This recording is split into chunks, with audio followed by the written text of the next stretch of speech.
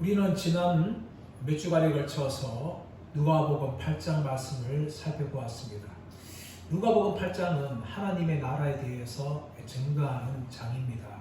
하나님의 나라는 여인들과 같이 힘없는 자들과 같이 이루어지며 그들의 섬김을 통해서 하나님 나라 확장된다는 것을 보여주었습니다. 그리고 씨 뿌리는 비유를 통하여서 하나님의 나라는 하나님의 말씀을 잘 듣고 순종하는 사람들이다. 등불 비유를 통하여서는 하나님 나라는 하나님의 백성들이 말씀을 통하여 세상을 비추는 곳이다. 그렇게 말하였습니다. 그리고 이 갈릴리 바다를 통하여서 하나님의 나라를 어떤 세력도 망하게 할 수 없다는 것을 성경은 보여줍니다.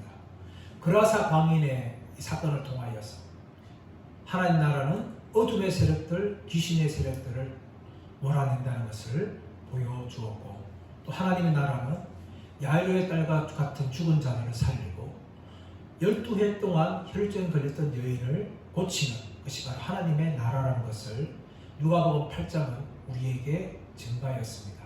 이처럼 하나님의 나라는 예수 그리스도를 통하여서 지금까지 전파되고 증거되었습니다. 하나님 나라의 왕은 바로 예수 그리스도시며 예수님께서는 하나님 나라를 위해서 사역을 하셨습니다.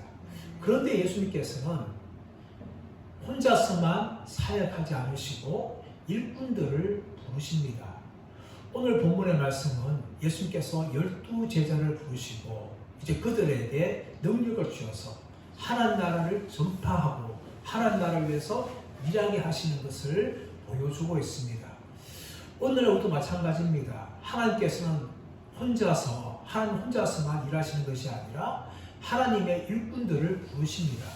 그러므로 저와 여러분들이 하나님의 일꾼이 되기를 축복합니다. 그래서 하나님 나라를 위해서 충성하시고 헌신하는 분들 되시기를 예수의 이름으로 축복합니다. 우리 1절 말씀 보겠습니다. 1절 말씀 시작. 예수께서 12제자를 불러 모으사 모든 귀신을 제어하며 병을 고치는 능력과 권위를 주시고, 예수께서 12제자를 불러 모으셨습니다. 이 불러 모으다는 것은 신칼레오, 다시 말하면 공동체로 부르다, 함께 식사자리에 부르다라는 의미를 가지고 있습니다. 예수님께서 지금까지 혼자서 사역하셨지만 이제는 12제자를 불러서 함께 사역을 하고 있는 것을 보여주고 있습니다. 예수님을 따라다니는 사람들은 크게 세 부류로 나눌 수 있습니다. 하나는 무리들입니다. 이 사람들은 예수님께서 병을 고치시고 귀신을 쫓아내니까 예수는 우리가 기다리고 있는 메시아구나 라는 생각을 가지고 예수님을 따라다녔습니다. 그러나 이들은 많은 사람들이 예수님을 떠나고 말았습니다. 남은 사람들은 누굽니까? 바로 제자들이었습니다. 무리들은 떠나갔지만 제자들은 남았고 예수님을 따라다녔습니다. 그리고 그 제자들 중에는 12제자가 있었습니다. 예수님은 사람들 중에 12명을 뽑으시고 12제자로 불러 모으셨습니다. 이처럼 예수님을 따라하는 사람들은 무리들, 그리고 제자들, 그리고 그 핵심점은 12제자들로 그렇게 나눌 수가 있습니다. 지금도 마찬가지입니다. 지금도 예수님을 믿는 사람들은 이 세 부류로 얼마든지 나눌 수가 있어요. 하나는 어떤 사람들입니까? 바로 무리들과 같은 교인들입니다. 이 사람들은 교회 문을 들락날락합니다. 하지만 자신들의 목적을 가지고 교회를 나옵니다. 교회를 다니면 예수를 믿으면 병이 고침받을 것이다. 예수 믿으면 내 자녀들이 잘 될 것이다. 예수 믿으면 내 사업이 잘 될 것이다. 예수 믿으면 사람들과의 관계를 가질 수 있다.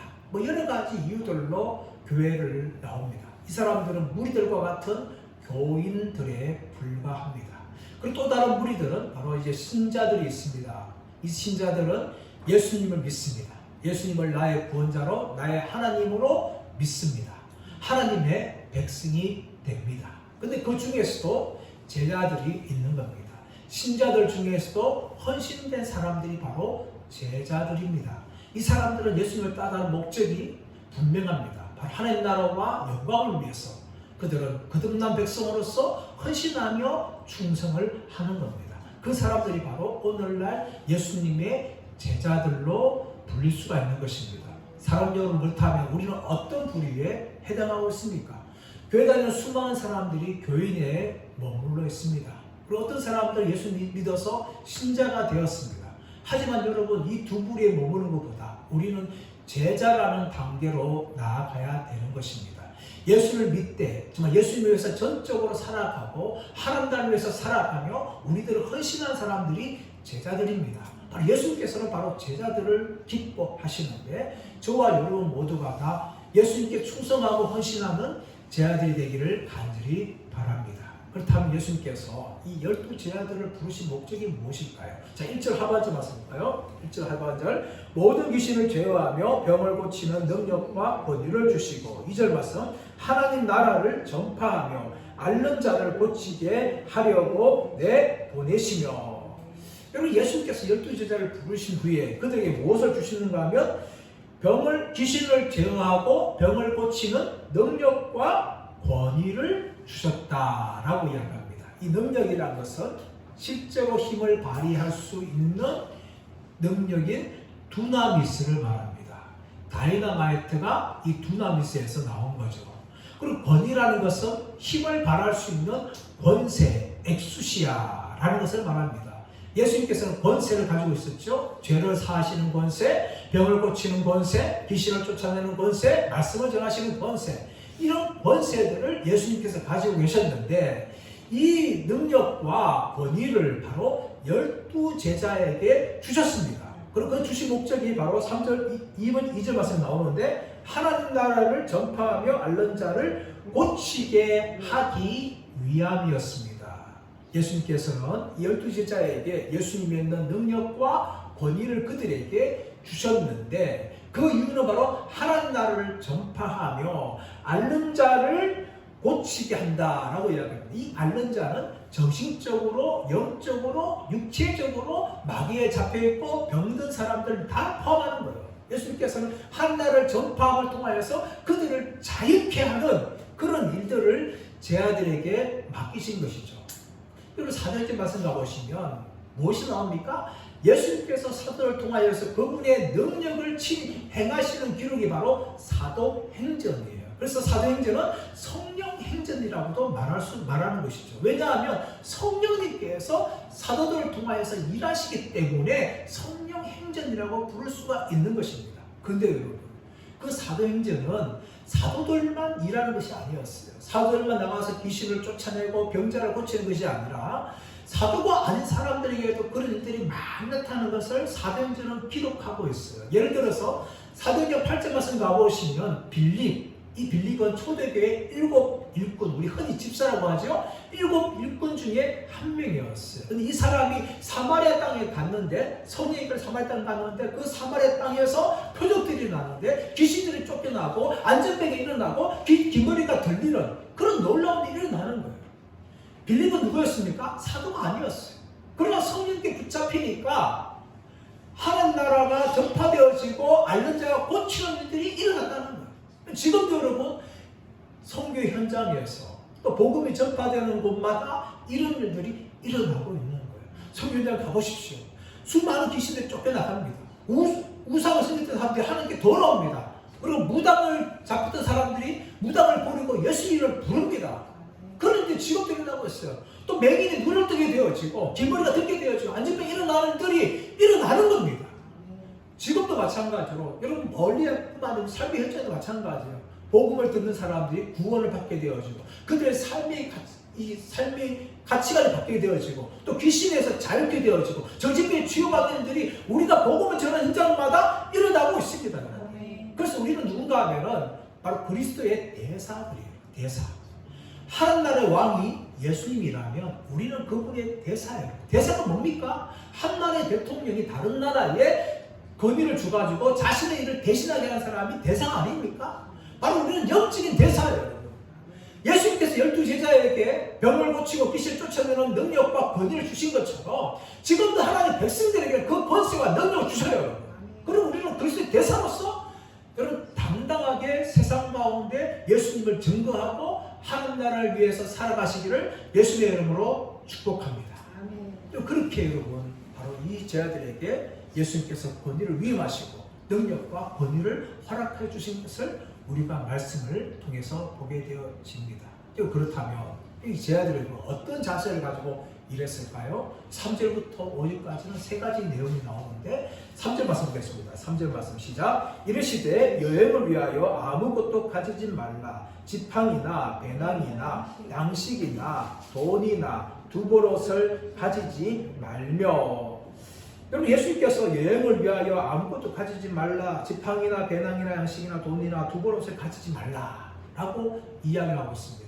이것은 무엇을 말하고 있는가 하면 우리가 하나님 나라를 위해서 살아가기 위해서는 내 자신의 힘을 의지하는 것이 아니라 하나님을 철저하게 의지하라, 이것을 말씀하는 거예요. 여러분, 하나님의 백성은요, 내가 왕이 아니에요. 예수님이 왕이세요. 우리는 그분의 백성이에요. 우리 그분의 말씀에 순종하고 그분의 능력을 철저하게 의지하며 살아가는 것이 바로 하나님 나라의 백성이라는 것이죠. 그리고 일반적으로 여행을 하기 위해서는 정말 많은 것들을 챙겨갑니다.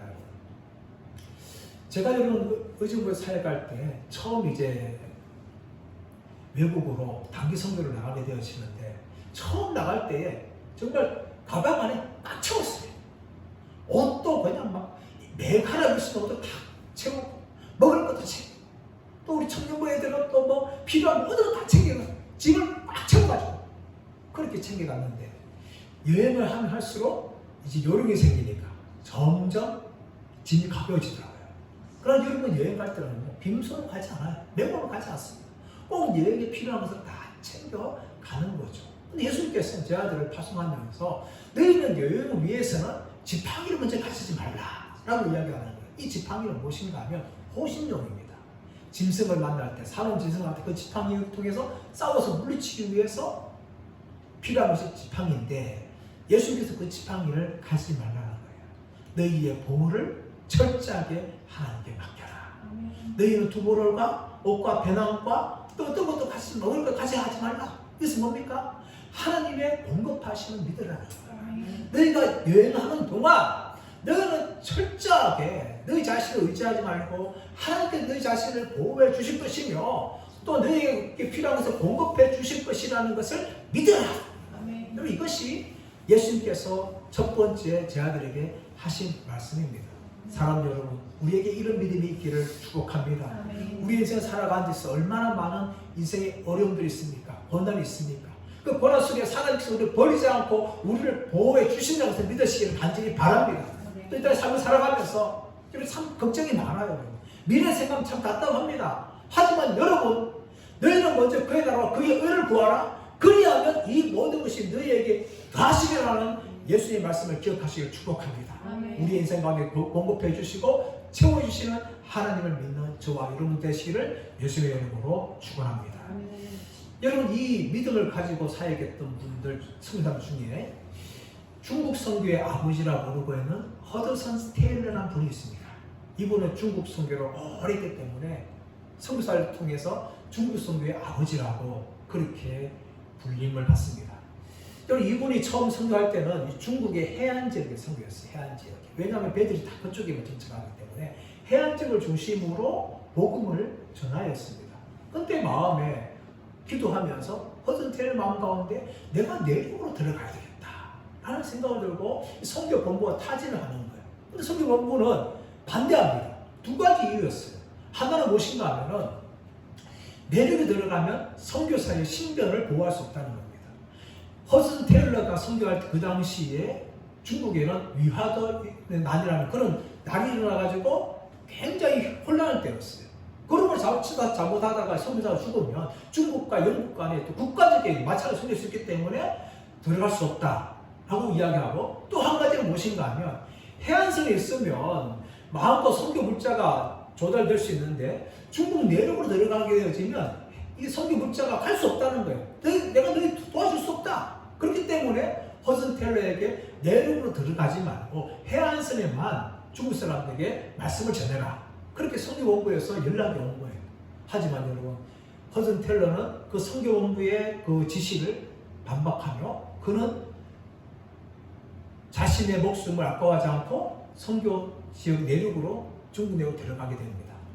그리고 들어갈 때 그 교회는 두 가지 마음이 있었어요. 하나는 하나님이 내 생명을 보호해 주실 것이다. 또 하나님께서 내 모든 쓸 것을 공급해 주실 것이다. 이런 믿음이 허슨 텔러에게 있었어요. 그래서 중국 땅을 향해서 페이스 미션, 믿음 선교를 하게 되어졌는데 이런 믿음을 갖게 된 배경이 있었습니다. 그이가 무엇인가 하면 허슨 텔러가 영국에서 이제 의료 훈련을 했습니다. 의사 밑에서 의사의 후속을 받게 되어지는데 그때 그가 하나님께서 자기를 채워주신 것을 경험하게 되어집니다. 의사로부터 돈을 월급 받아야 되는데 의사가 때가 되면 월급을 주지 않는 거예요. 근데 하나님께서 희한한 방법으로 이 선교, 이 허슨 텔러에 필요한 것을 공급해 주시는 것을 그때 경험하게 되어집니다. 그래서 허슨 텔러는 중국 선교를 하면서 세 가지 원칙을 세운 거예요. 하나 무엇인가 하면 사람에게 구하지 말고 하나님께만 구한다. 첫 번째 원칙이었어요. 또 한 가지는 뭔가 하면 내가 아무리 힘든 일이 있어도 절대 사람들에게 빚을 내지 않는다. 세 번째는 내가 필요한 남은 것은 반드시 사람들에게 나누어 준다. 이 세 가지 원칙을 가지고 중국 내륙으로 들어갔습니다. 그래서 하나님께서 어떻습니까? 허슨 텔러의 생명을 지켜주시고 또 필요한 것을 적절하게 공급하심을 통하여서 중국 내륙 땅에 오지 땅에 복음이 증거되어지는 그런 놀라운 일을 하나님이 행하신 것입니다. 사랑하는 여러분, 우리 인생 가운데 이런 믿음이 있기를 축복합니다. 사람에게 의지하지 마십시오. 하나님만 전적으로 바라보시길 축복합니다. 그래서 하나님께서 우리 인생 가운데 채워주시고 공급해 주시는 것을 경험하는 저와 여러분들 되시기를 축복합니다.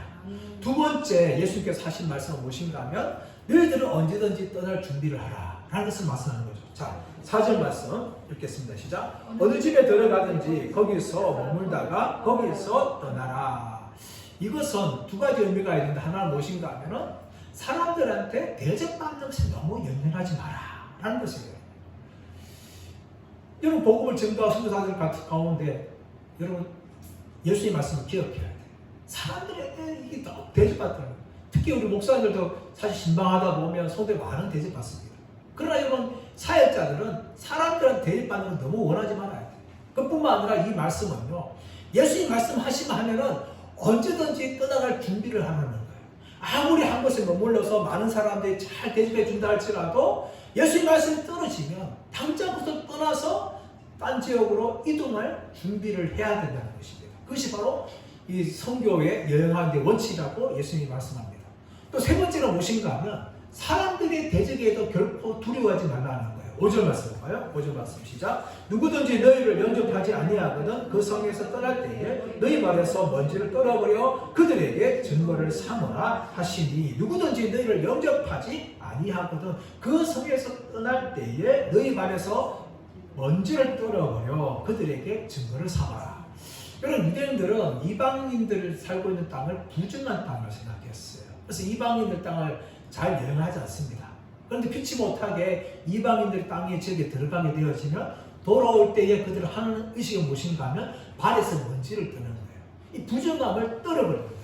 유대 땅에 돌아오면서 이방인 땅에 묻었던 그 부정함을 다 틀고 유대 땅으로 다시금 그렇게 들어온 것입니다. 근데 예수님께서 무슨 말씀하시는가 하면 제 아들 향할 건 복음을 전도하는데 사람들이 너희 말을 듣지 않으면 그곳에서 먼지를 떨어버려라. 이 말이 무슨 말일까요? 지금 제 아들이 가는 곳은 유대 지역이에요. 유대 백성들은 하나님의 백성을 자신들 생각했어요. 근데 그 하나님의 백성들 생각했던 그 사람들이 예수님 말씀을 거절하게 되어지면 그들은 영적인 이방인들이다. 그렇기 때문에 그들에게 발을 떨어버려라. 이것을 예수님께서 말씀하시는 것입니다. 여러분 혈통적으로 아무리 유대인들 할지라도 혈통적으로 아무리 목사와 자문집에 태어난다 할지라도 자동적으로 하나님의 백성이 되는 것은 아닙니다. 하나님께서 특징이 무엇입니까? 말씀을 듣는 거예요. 말씀을 듣고 예수를 믿는 것입니다. 그것이 하나님의 백성들이에요. 여러분 예수님께서 누가복음 8장에서 사람들이 예수님 당신의 가족들이 지금 밖에서 기다리고 있습니다. 그때 말할 때 예수님이 무슨 말씀합니까? 누가 내 혈족이냐? 누가 내 가족이냐? 하나님의 말씀을 잘 듣고 순종하는 자들이 내 백성이며 하나님의 백성이다. 라고 말씀하신 거예요. 아무리 혈통적으로 믿는 가족이 태어났다 몇 대째가 태어난다 하더라도 예수를 믿지 않고 하나님 말씀 듣지 않으면 그 사람은 하나님의 백성이 아니라는 것입니다. 아무리 유대인을 할지라도 아브라함의 이 혈통적인 자손들이 할지라도 예수의 말씀을 거절하면 그들은 영적인 이방인들이기 때문에 너희의 발에서 먼지를 그들이 털어버리라. 그렇게 예수님께서 말씀합니다. 사실 제자들이 가는 곳마다 대적들을 받아요. 어떤 사람들 환영하지만 많은 유대인들이 이 제자들을 거부하죠. 그때 제자들은 두려워하지 말고 담대하게 복음을 증거하고 아예 그들을 영적인 이방인들로 그렇게 여겨라. 그렇게 예수님께서 말씀하시는 것입니다. 이런 원리는 우리가 전도할 때도 잘 새겨드릴 것입니다. 우리가 전도할 때 참, 저도 과거에 전도지를 나누면서 무엇을 했는가 하면 전도지에 껌을 붙이고 사탕을 붙이고 선물을 붙이고 물티슈를 붙이면서 사람들한테 예수 믿으십시오, 예수 믿으십시오. 그렇게 했는데 지금 생각해보면 물론 그렇게 친절하게 하는 건 좋은 거지만 마치 아파트 분양 홍보하는 거나 어떤 점포에서 가게 개업할 때, 신장 개업할 때 사람들에게 그 선물을 나눈 것 같은 그런 생각이 드는 거예요. 우리가 복음을 증거할 때 여러분 적어도 우리는 구차해서는 안 돼요. 부끄러워서는 안 됩니다. 담대하게 복음을 증거해야 돼요. 그래서 우리가 전도하고 전도지 나눠주거나 또 전도할 때에 사람들이 잘 받지 않고 거부하면 막 받으라고 가져갈 것이 아니라 어떤 마음을 가지고 있어야 되는가 하면 내가 손해냐 네가 손해지. 그런 마음을 가지고 우리는 전도를 해야 돼요 여러분. 그뿐만 아니라 수많은 대적한 사람들이 있어요. 하지만 어떻게 가설해야 됩니까? 나는 할 일을 다 했다. 나머지는 네가 책임져야 된다. 하면서 그렇게 담대하게 복음을 증거해야 됩니다. 복음을 증거할 때 부끄러워하거나 사람들한테 사정하거나 부탁할 것이 아니라 우리는 담대하게 복음을 선포해야 될 줄 믿습니다. 사도행전 18장 6절에서 가보시면 사도 바울이 고린도에서 복음을 증거할 때 유대인들이 대적을 합니다. 그때 어떻게 합니까? 사도 바울이 발에 먼지를 털면서 옷에 먼지를 털면서 너희 피가 너희에게 돌아갈 것이요 너희가 복음을 받지 않으니까 나는 이제 이방인으로 가겠다 하면서 그들에게 선언하고 이방인들에게 복음을 증거하는 내용이 나오는 겁니다. 우린 여러분 복음을 증거할 때 그런 마음으로 증거해야 돼요. 왜냐하면 우리가 복음 증거하는 이 복음은요 무엇을 말합니까? 한 사람의 이 인생을 바꾸는 뿐만 아니라 그들의 영혼을 바꾸는 아주 심각하고 중요한 소식입니다. 그런데 이 복음을 전하면서 우리가 남들이 사정을 하거나 막 부탁하거나 결코 그렇게 하지 말아야 돼. 담대하게 복음을 선포하고 내가 손해야 네가 손해지 이런 마음 가지고 복음을 증거를 해야 됩니다. 물론 우리가 그 사람들을 사랑한 마음 가지고 친절한 마음 가지고 복음을 증거해야 되지만 복음을 증거하면서 여러분 사정하지 마십시오. 우리는 담대하게 복음을 증거해야 됩니다. 그리고 우리의 사명은요 그들을 구원하는 게 아니에요 여러분. 우리는 그들을 구원하는 것이 우리의 사명이 아니에요. 우리의 사명은 여러분 오해하지 마십시오. 우리의 사명은 복음을 증거하는 게 우리 사명이에요. 우리가 할 수 있는 그것밖에 없습니다. 그러나 복음 증거를 통해서 그 사람을 구원하는 것은 성령님이에요. 우리가 하는 건 뭡니까? 복음을 증거하는 데 있어서 그 복음을 증거하는 데서 담대하게 증거해야 되고 부끄러워하거나 구차하게 여기면서 결코 그렇게 행동해서는 안 된다는 것입니다. 예수님께서는 바로 그것을 가르치고 있는 거예요. 그들이 복음을 받지 않으면 너희 발에서 먼저 털어버리라. 아예 그들을 이방인처럼 여겨라 하면서 담대하게 예수님께서 이 말씀을 그렇게 제자들에게 전합니다. 그리고 나중에 무슨 일이 나는가 하면 헤롯 왕의 반응이 나타나죠. 자, 10절 말씀 볼까요? 시작. 분봉왕 헤롯이 이 모든 일을 듣고 심히 당황하니 이는 어떤 사람은 요한이 죽은 자 가운데서 살아났다 하며 8절 어떤 사람은 엘리야가 나타났다고도 하며 어떤 사람은 옛 선지자 한 사람이 다시 살아났다고도 함이라. 분봉왕 헤롯이 이 모든 일을 듣고 심히 당황했다는 겁니다. 이 모든 일은 무엇입니까? 넓게 말하면 예수께서 지금까지 하나님을 전파하면서 병을 고치고 귀신을 쫓아내는 이 모든 사역들을 이야기하고 좁게 말하면 앞에 12제자들이 하나님을 전파하면서 귀신을 쫓아내고 병자를 고치는 이 모든 소식을 다 들었어요. 듣고 나면 어떻게 합니까? 헤롯 왕이 심히 당황했다. 심히 당황했다는 거예요. 왜냐하면 헤롯 왕이 들은 소문이 있어요. 사람들은 예수님에 대해서 어떤 사람은 요한이 죽은 자 가운데서 살아났다고, 어떤 사람은 엘리야라고, 어떤 사람은 옛 선지자 중에 하나라는 그 소문을 듣는데 헤롯 왕이 얼마 전에 세례 요한을 목베어 죽였어요. 그런 사람들 하여금 무슨 소리를 듣는가 하면 세례 요한이 다시 살았다. 이 말 들으니까 너무나 황당한 거죠. 분명히 세례 요한은 내가 얼마 전에 죽였는데 어떻게 세례 요한이 다시 살아날 수 있는가 하면서 심히 당황하면서 8절 하반절 말씀 가보시면 9절 말씀 볼까요? 9절 말씀 시작. 헤롯이 이르되 요한은 내가 목을 베었거늘 이제 이런 일이 들리니 이 사람이 누군가 하며 그를 보고자 하더라. 세례 요한이 다시 나타났다는 소문을 듣고 난 후에 이 헤롯 왕은 당황하면서 한편은 무엇인가 하면 9절 하반절 보시면 이 사람이 누군가 하며 그를 보고자 하더라. 이 사람이 누군가 하며 그를 보고자 하더라. 여러분, 헤롯은 예수님이 행하신 일을 듣고 사람들이 세례 요한 다시 나왔다 이 말 들은 후에 심히 당황했지만 한편으로 예수가 어떤 사람인지 그는 간절히 보고했습니다. 이 보고자 했다는 것이 제테오라는 간절히 보고 싶어하는 그런 마음을 가지고 있는데, 이런 간절한 마음이 언제 이루어지는가 하면 예수님께서 빌라도한테 심판받을 때 그때 이루어집니다. 누가복음 13장 8절 말씀 가보시면 어떤 장면이 나오는가 하면 빌라도가 예수님을 재판한 후에 예수님이 무죄인 걸 알았어요. 그래서 어떻게 하는가 하면 헤롯 왕에게 보냅니다. 이 헤롯 왕이 지금 말씀 등장하는 분봉왕 헤롯이에요. 이 헤롯 왕은 헤롯 대왕의 아들로서 갈릴리와 베레아 지역을 다스리고 있던 분봉왕이었죠. 이 분봉왕이 이제 예수님을 심판합니다.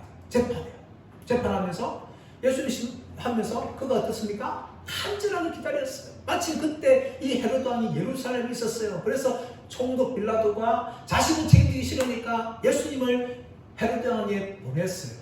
마침 예루살렘에 있던 이 헤롯 왕은 예수님 보기를 간절히 기다린 거예요. 자기가 오래전부터 예수님 보기를 기다리는데 마침내 이루어졌어요. 그런데 여러분, 누가복음 23장 8절에서는 왜 헤롯 왕이 예수님을 보고 싶어 했는지를 이야기합니다. 무엇이나 이적 행하심을 볼까 바랐던 영고들아. 무엇이나 이적 행하심을 볼까 바랐던 영고들아. 헤롯 왕이 예수님을 보기를 간절히 바랐던 이유는 무엇인가 하면 예수님을 만나서 예수님의 이 구원의 소식을 듣기를 원했던 것이 아니라 이적 행하기를 볼기를 간절히 바랐다는 겁니다. 귀신을 쫓아내고 병자를 고쳐내는 그 일을 보기를 간절히 바라였어요. 하지만 예수님께서는 헤롯 왕 앞에서 어떤 일도 행하지 않고 한마디의 말씀도 하지 않습니다. 그러자 여러분, 이 헤롯 왕은 마음이 바뀝니다. 그래서 예수님을 조롱하며 또 군사들과 함께 업신여기며 또 예수님을 빛나서 입혀서 조롱하고 빌라도에게 옷을 입힌 채로 그렇게 보냅니다. 이것이 예수님과 헤롯 왕의 만남의 마지막이었어요. 여러분, 헤롯 왕은 예수님을 1대1로 만났습니다. 또 예수를 통하여서 구원의 소식을 듣고 그가 구원을 얻을 수 있는 기회를 얻었습니다. 얼마나 좋은 기회입니까? 그러나 여러분, 헤롯 왕은 구원의 소식에 관심이 없었어요. 예수님이 귀신을 쫓아내고 병을 고치는 것에만 관심을 가지고 있다가 예수님을 통하여서 구원의 소식을 듣지 못하고 그건 예수님과의 만남을 끝을 내고 말았습니다. 사랑하는 여러분, 지금도 수많은 사람들이 예수님께 나옵니다. 그럼 여러분, 예수님께 나오는 이유가 무엇입니까? 병 고침을 받기 위해서, 사업이 잘 되기 위해서, 자녀가 형통하기 위해서, 집안이 잘 되기 위해서. 물론 우리가 예수 믿을 타협해서 그런 복을 주실 수도 있습니다. 또 귀신도 쫓겨나가고 병자도 고침받을 수 있습니다. 여러분, 그러나 그 모든 것은 하나님 나라가 임한 결과의 일부분에 불과합니다. 중요한 것은 내 안에 하나님의 나라가 임하느냐 임하지 않느냐, 이것이 가장 중요한데 수많은 사람들은 하나님 나라가 임하고 난 후에 결과만 보기를 원하는 거예요. 헤롯 왕처럼 자신의 눈으로 기적을 볼까 간절히 바랐던 사람들이 오늘날 허다하게 많다는 것입니다. 사랑하는 여러분, 중요한 것은 무엇입니까? 하나님 나라의 본질이에요. 하나님의 본질은 무엇입니까? 구원의 복음입니다. 구원의 복음이 전파됨을 통하여서 내가 그 예수를 믿어서 하나님 나라의 백성이 되고 천국 백성이 되며 이 땅의 하나님 나라를 위해서 살아갈 수 있는 그런 기회가 하나님 나라를 받아들이는 사람들에게 주어지는 것입니다.